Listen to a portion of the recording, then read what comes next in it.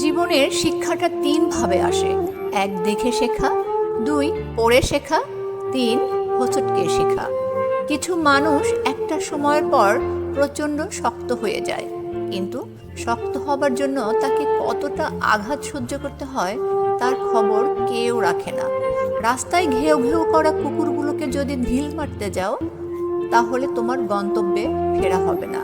ঠিক তেমনি তোমার আশেপাশের সব হেটার্সদের জবাব দিতে গেলে তোমার সাফল্যের কাছে পৌঁছাতে পারবে না। কাউকে হারানো খুব সহজ, কিন্তু কারো মন জেতা খুব কঠিন। জীবনে কাউকে পাওয়াটা বড় কথা নয়, আপনি যাকে চেয়েছেন তাকে জীবনের শেষ পর্যন্ত কাছে পাওয়াটাই বড় কথা।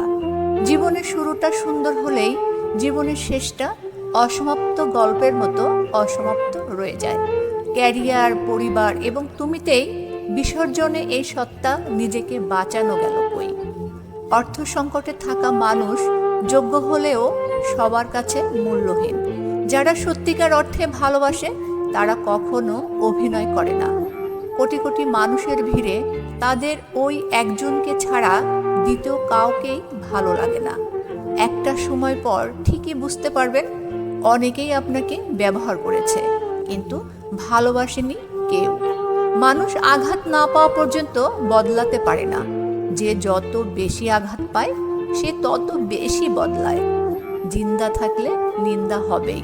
মৃত মানুষের প্রশংসা তো শত্রুরাও করে। তবু সেই বদলানোটাই অনেককে জীবন নির্মাণের পথে এগিয়ে নিয়ে যায়। অল্প কিছু মানুষই সত্যিকারের পাশে থাকে, বাকিরা কেবল অতিথি। আপনি যদি নিজেকে চেনেন, তাহলে হেটার্সদের শব্দে মন নড়বে না। সত্যিকারের শক্তি আসে ক্ষত সারালে, অভিজ্ঞতা জমালে।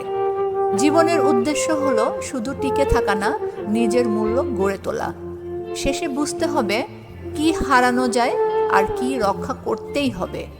আর যারা সত্যিই ভালোবাসে তাদের ধৈর্যই সব থেকে বড় পুরস্কার।